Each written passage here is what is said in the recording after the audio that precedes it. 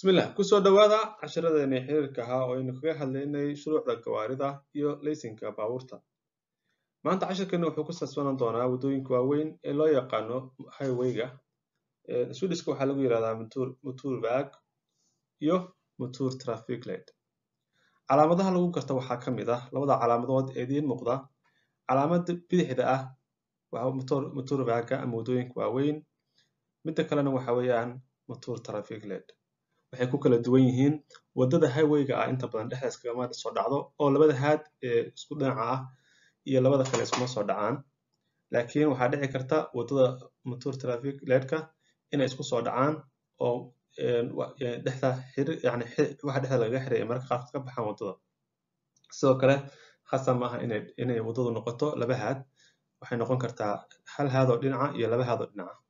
mararka qaarkoodna waxay noqon kartaa waddo dhexda ay furan tahay.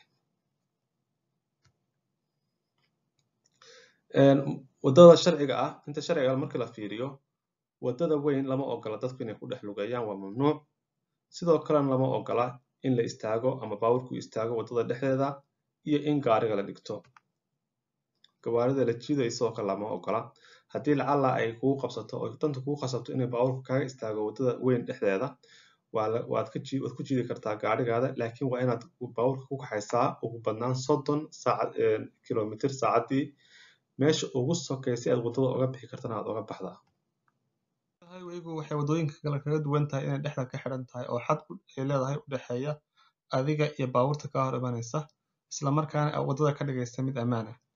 sidoo kale ma jiraan waddo dhexda ka goynaysa waddada weyn ee highwayga adigu aad ku socoto. waxaana loo baahan yahay mar walba in aad taxadar muujiso marka ku socoto waddadan, maxaa yeelay waxaa dhici kara in aad la kulanto shil ama wax kaloo horey ka dhacay. marka adoo og inay waddada ammaan tahay, haddana mar walba waxaa laga maarmaan inuu taxadarkaadu uu aad iyo aad u sarreeyo, isla markaana aad iska fiirisid gawaarida kale ee waddada aad la socotid. waxaa dhici karta in baabuurta waddada highwayga qaado midkood dhinaca kale iska galo. saa daraadeed mar walba taxadar ayaa loo baahan yahay. waxaa kaloo taxadar looga baahan yahay baabuurta kusoo dhacaysa highwayga inaad iyagana la socoto xaalkooda, oo hadday u baahdaan inay waddada soo galaan aad siisid chance ay kusoo galaan waddada weyn. waddada highwayga saan hore idinku soo sheegay dhexda way xiran tahay. marka aad ku socotona waxaa lagugu talagalay inaad ku socoto waddada dhinaca midigta ugu xigta. haddii aad u baahato inaad dhaafto baabuurta kale, waxaad qaadaysaa waddada kale dhinaca bidixda ah. haddii waddadu ay tahay waddo 3 iyo wax ka badan oo haad leh, isla markaana gawaarida ku socda ay yihiin kuwa badan oo waddadu mashquul tahay, markaas kale waxaa kuu bannaan inaad ku socoto qaybtii bannaan ee kuu furan, laakiin waxaan la ogolayn inaad ku socoto waqti aad u dheer. maxaa yeelay haddii aad ku socoto waddada loogu talagalay baabuurtu inay isku dhaafaan, isla markaana ay jiraan baabuur kaloo kaa dambaysa, waxaa macquul ah in ay baabuurtaasu xanaaqaan isla markaana aad xanibtid. waxaad kaloo mutaysan kartaa ganaax lacageed oo gaaraya 1000 koron. marka waxaa kugu habboon mar walba adiga inaad ku socoto dhinaca midigta ah si aad sidoo kale ugu dhib yarayso baabuurta kusoo dhacaysa highwayga. inta badan haddii aad ku socoto dhinaca bidixda ah, waxaa isku xanimaysaa baabuurta kale ee ku dhaafi lahayd.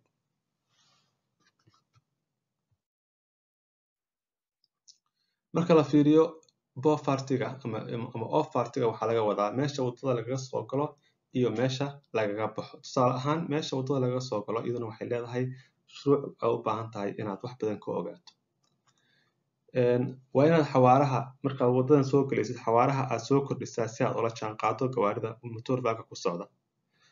mana jirto xeerka stop trailerka iyo Venice brigta.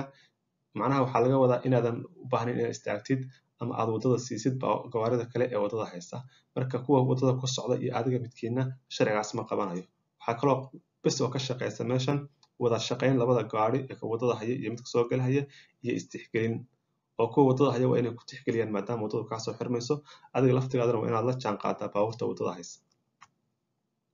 si adag u kordhi xawaarahaada si aad ula qabsato gaadiidka kale ee waddada haya.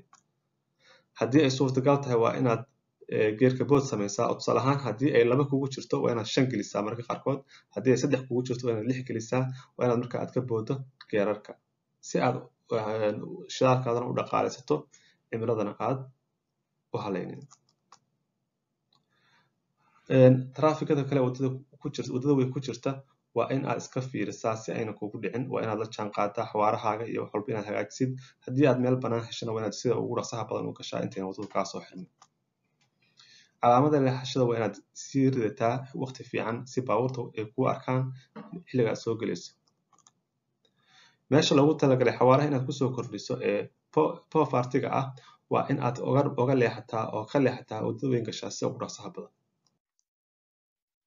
markaad soo gelayso waddada weyn waxaa lagama maarmaan ah in aad iska hubisid gawaarida waddada ku jirta, oo aad muraayada dhexe iyo midda bidixda aba fiirisid, inaad luqunta ridatid oo iska eegtid baabuurta ku garab socota ee muraayada ka dhex arki karin.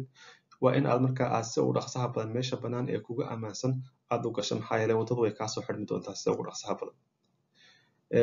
iska hubi gaadiidka waddada haya, hagaaji xawaarahaaga, isla markaana rida calaamada birbiraha. waddadana waa inaad uga baxdasaan sheegnaysa.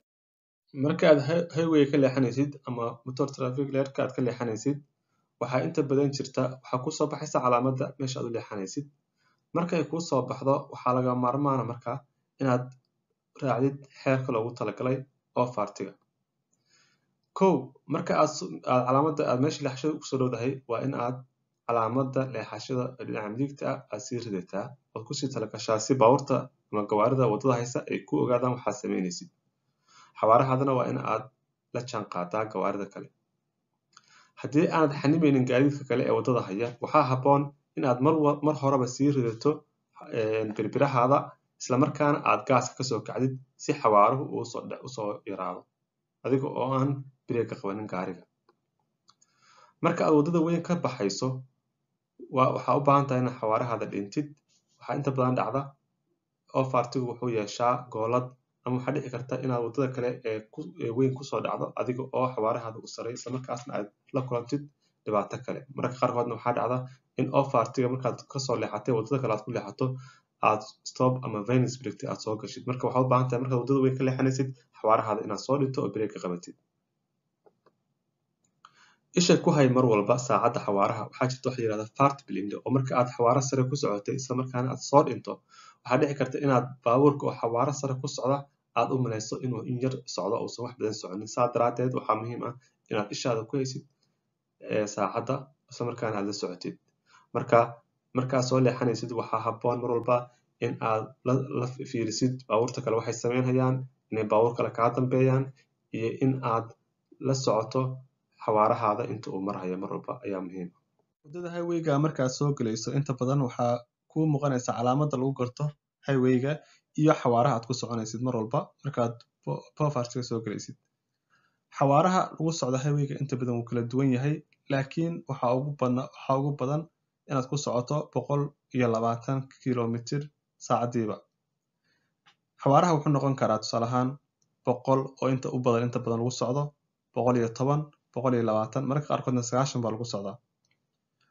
markaad soo gelaysid waa inaad u fiirsataa calaamada waddada aad soo gelayso ku qoran, waana inaad intaa ku socotaa. waxaa yeelay dad badan ba waxaa jira marka ay kusoo dhacaan highwayga u qaata inaysan jirin wax sharci ah oo xanimahaya intuu ku soconayo qofkaasi. saas daraadeed waxay la mid tahay waddooyinka kale caadiga ah. marka aad ku socotid waa inaad ilaalisaa xeerka loogu talagalay waddada. xawaaradaha sidoo kale waxaa loo calaamadeeyaa sida waddooyinka kale caadiga loo calaamadeeyo. marka waa inaad si fiican oola socotaa oodan usoo qaadin meel fowda oo qof wuxuu rabo uu ku socon karo aynan kaa noqonin.